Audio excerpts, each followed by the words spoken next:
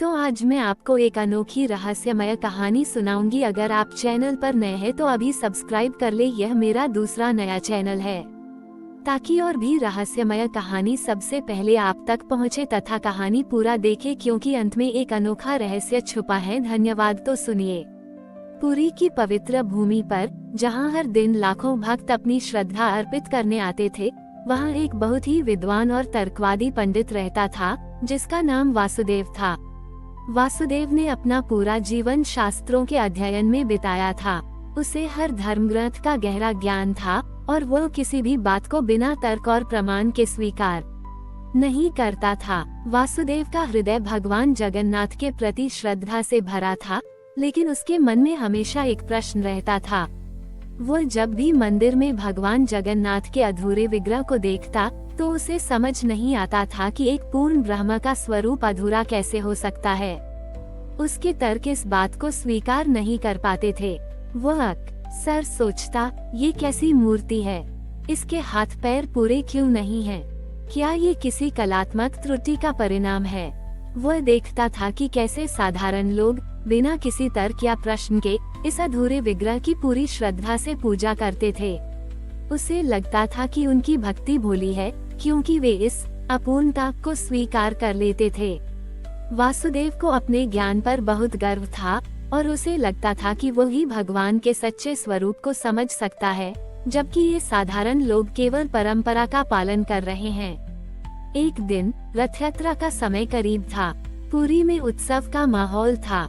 वासुदेव ने सोचा कि इस बार वह रथ यात्रा में जाकर इस रहस्य को सुलझाएगा। वह देखना चाहता था कि लाखों लोग इस अधूरे भगवान के लिए इतनी श्रद्धा कैसे रखते हैं। उसे उम्मीद थी कि उसे कोई ऐसा तर्कसंगत उत्तर मिलेगा जो उसके मन के भ्रम को दूर कर सके। रथ यात्रा का दिन आया। वासुदेव भीड़ में खड़ा था। उसका हृदय उत्सुकता और तर्क से भरा हुआ था। जब भगवान जगन्नाथ का रथ उसके पास से गुजरा तो उसने देखा कि लाखों लोग बिना किसी प्रश्न के पूरी शक्ति से रथ खींच रहे थे। उनके चेहरों पर एक अद्भुत आनंद और संतोष था। वासुदेव ने देखा कि कुछ लोग जो शारीरिक रूप से कमजोर थे, वे भी अपनी पूरी शक्ति लगा रहे थे और उनके भीतर एक अलौकिक ऊर्जा दिख रही थी। वासुदेव ने एक बूढ़ी महिला को देखा जो मुश्किल से चल पा रही थी, लेकिन वह भी एक रस्सी को पकड़े हुए थी और पूरी शक्ति से खींचने की कोशिश कर रही थी। उसके चेहरे पर पसीना था, लेकिन उसकी आंखों में एक ऐसी चमक थी जो वासुदेव ने कभी नहीं देखी थी। वासुदेव ने सोचा, ये कैसी शक्ति है, ये कैसा विश्वास है जो तर्क से परे है।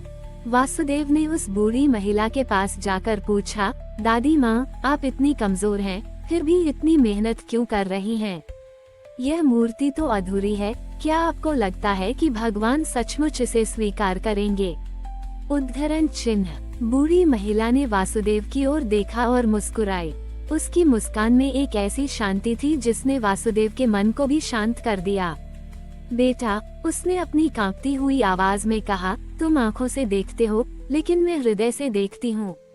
यह मूर्ति अधूरी नहीं है, ये तो पूर्णता का प्रतीक है। वासुदेव भ्रमित हो गया। पूर्णता का प्रतीक, लेकिन इसके हाथ पैर पूरे क्यों नहीं हैं? बूढ़ी महिला ने समझाया, बेटा, भगवान ने जानबूझकर अपने विग्रह को अधूरा रखा ताकि वे हमें सिखा सके कि पूर्णता बाहरी रूप में नहीं, बल्कि आंतरिक भाव में होती है। वे हमें सिखाते हैं कि वे हर उस व्यक्ति के करीब हैं जो स्वयं को अधूरा महसूस करता है, जो गलतियां करता है। उनकी अधूरी मूर्ति हमें बताती है कि वे हमें वैसे ही स्वीकार करते हैं जैसे हम हैं, हमारी कमियों के साथ भी। उसने आगे कहा, जब तुम इस रथ को खींचते हो तो तुम केवल लकड़ी को नहीं खींचते, तुम प्रेम, सेवा और एकता को खींचते हो। भगवान को तुम्हारे तर्क नहीं चाहिए, नहीं तो तुम्हारा सच्चा हृदय चाहिए। जब हम सब मिलकर इस रथ को खींचते हैं तो हम अपनी अपूर्णताओं के साथ भी एक हो जाते हैं, और यही भगवान को सबसे प्रिय है। सोचो, बूढ़ी महिला ने कहा, अगर भगवान की मूर्ति इतनी पूर्ण होती कि कोई उसमें कमी निकाल ही ना पाता, तो क्या हम जैसे साधारण लोग जो स्वयं अपूर्ण हैं, उनसे जुड़ पाते? उनकी अधूरी मूर्ति हमें यह विश्वास दिलाती है कि वे हमारे जैसे ही हैं और वे हमें बिना किसी शर्त के प्रेम करते हैं। यही है भगवान का सरल सत्य, जिसे तुम अपने ज्ञान से नहीं बल्कि अपने विश्वास से समझ सकते हो। बूढ़ी महिला की बातें सुनकर वासुदेव की आंखों में आंसू आ गए। ये आंसू दुख के नहीं बल्कि संतोष और नई समझ के थे। उसे लगा जैसे उसके भीतर एक नया प्रकाश जग गया हो। उसने हमेशा शास्त्रों में और तर्क में भगवान को खोजा था, लेकिन भगवान तो उसके सामने ही थे, एक साधारण भक्त की सरल श्रद्धा में। उसे समझ आया कि उसका सारा ज्ञान अधूरा था, क्योंकि उसने इस सबसे महत्वपूर्ण सत्य को नहीं समझा था। उस दिन से वासुदेव का जीवन पूरी तरह बदल गया। वह अब केवल एक विद्वान पंडित नहीं था, बल्कि वह सरल सत्य वाला वासुदेव के नाम से जाना जाने लगा। उसने अपने ज्ञान का उपयोग दूसरों की मदद करने में किया। वह मंदिर के बाहर बैठता और लोगों को भगवान के इस संदेश के बारे में बताता कि सच्ची भक्ति दूसरों की सेवा में है और भगवान की अपूर्णता ही उनकी सबसे बड़ी पूर्णता है। वासुदेव ने अपना शेष जीवन भगवान जगन्नाथ के संदेश को फैलाने में लगा दिया। वह अब केवल शास्त्रों का अध्ययन नहीं करता था, बल्कि वह उन सिद्धांतों को अपने जीवन में उतारता था। उसने देखा कि कैसे दूसरों की सेवा करने में ही उसे सबसे बड़ा आनंद और शांति मिलती थी। वो हर दिन मंदिर जाता, लेकिन अब उसका ध्यान केवल भगवान के विग्रह पर नहीं होता था, बल्कि वह मंदिर के बाहर बैठे गरीब लोगों और जरूरतमंदों पर भी ध्यान देता था। उसने अपने ज्ञान का उपयोग लोगों को शिक्षित करने में किया। वो उन्हें बताता था कि कैसे भगवान हर कण में मौजूद हैं और कैसे सच्ची भक्ति किसी बाहरी दिखावे या तर्क में नहीं, बल्कि निस्वार्थ सेवा और प्रेम में होती है। उसकी शिक्षाओं ने कई लोगों के जीवन में बदलाव लाया। जो लोग पहले केवल अपने लिए जीते थे, वे अब दूसरों की मदद करने लगे। पुरी में एक नई भावना का संचार हुआ, करुणा, एकता और सामुदायिक सेवा की भावना। सालों बीतते गए, वासुदेव बूढ़ा हो गया। उसके शरीर में कमजोरी आ गई थी, लेकिन उसकी आत्मा उतनी ही शांत और आनंदित थी। वो अब भी हर सुबह मंदिर आता, भगवान का नाम लेता और अपने आसपास के लोगों को देखता। उसकी आँख और में अब कोई प्रश्न नहीं था, केवल असीम कृतज्ञता थी। एक रथ यात्रा की शाम, जब सूरज समुद्र में डूब रहा था और रथ गुंडिचा मंदिर पहुंच चुके थे, वासुदेव मंदिर के पास अपनी जगह पर बैठा था।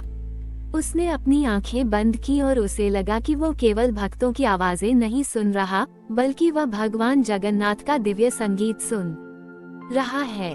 उसे लगा कि भगवान स्वयं उसके पास आकर खड़े हो गए हैं और उसे अपने आलिंगन में ले रहे हैं। अगली सुबह जब सूरज निकला, तो लोगों ने देखा कि वासुदेव अपनी जगह पर शांत लेटा हुआ था। उसके चेहरे पर एक दिव्य मुस्कान थी। पुरी के लोगों ने शोक मनाया, लेकिन उनके दिलों में वासुदेव के प्रति गहरा सम्मान था। उन्हें पता था कि वासुदेव ने उन्हें न केवल शास्त्रों का ज्ञान दिया था, बल्कि जीवन का सच्चा अर्थ भी सिखाया था। आज भी जब पुरी में कोई भक्त भगवान जगन्नाथ के दर्शन करने आता है, तो उसे वासुदेव की कहानी सुनाई जाती है।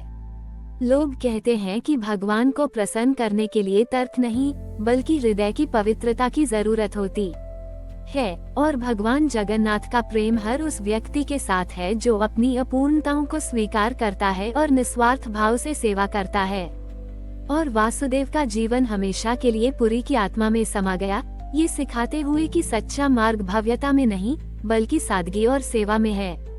हमारी और भी आध्यात्मिक एवं अनोखी कहानियाँ देखने के लिए हमारे चैनल पर जाएं तथा धार्मिक एवं पौराणिक अनोखी कहानियाँ हमारे चैनल पर है।